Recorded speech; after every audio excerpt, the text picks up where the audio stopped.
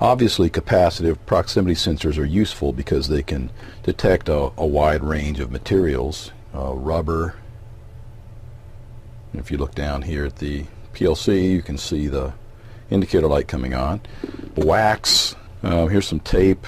I guess that would be classified sort of under paper. Glass.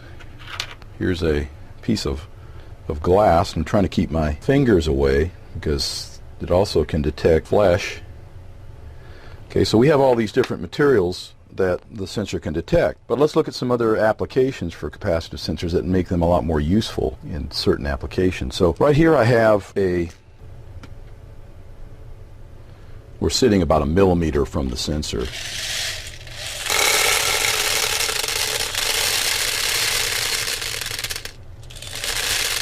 And there we go. Now we got an activation again. So you can see how this would be useful. You could use this to stop a pump or some transfer mechanism when the tank got too full. You could also use another proximity sensor at the bottom of the tank to sense when the level got too low. So you could use 2 proximity sensors to sense whether the resin for an injection molding machine or some other material that was bulk material like this, whether the level was too high or too low, and program your PLC to do the appropriate thing.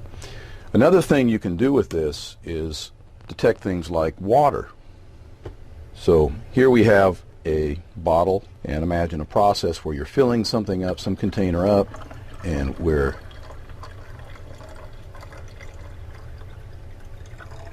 letting water come into this bottle. And right there we've already got a detection. We've had a detection for quite a while doing this, and that's because water is a really good trigger for a capacitive sensor. In fact, we can pull the bottle quite a ways away and still have an activation. So I'm going to try this again. So here we are sitting here about 1 centimeter away from the prox sensor, and I'm going to keep pouring water in it.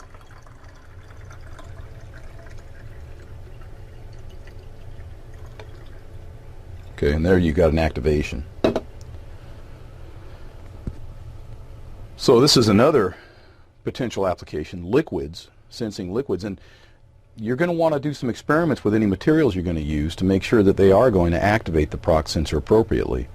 The sensitivity range is pretty large, so you can adjust the prox sensor to virtually have no detection capability, or something that has to be touching the sensor, to something that's out several millimeters away. In fact, I think this particular sensor can actually sense things up to 25 millimeters away. That's a pretty large sensing distance. Of course, it depends on the density of the material and the nature of the material. So what we need to do next, though, is look at what can we do with this information. Now that we've got a sensor sensing fluids or something in a container, sending the information to a PLC, how do we get the PLC output card to do something that would be useful, like turn a motor? And when we think about turning a motor, we can really think about turning a pump or turning on any other device that could be used to transfer material. If we can get a motor to turn, it means we can make the next leap and make something else turn that uses a motor or some other way of moving the material. So I hope this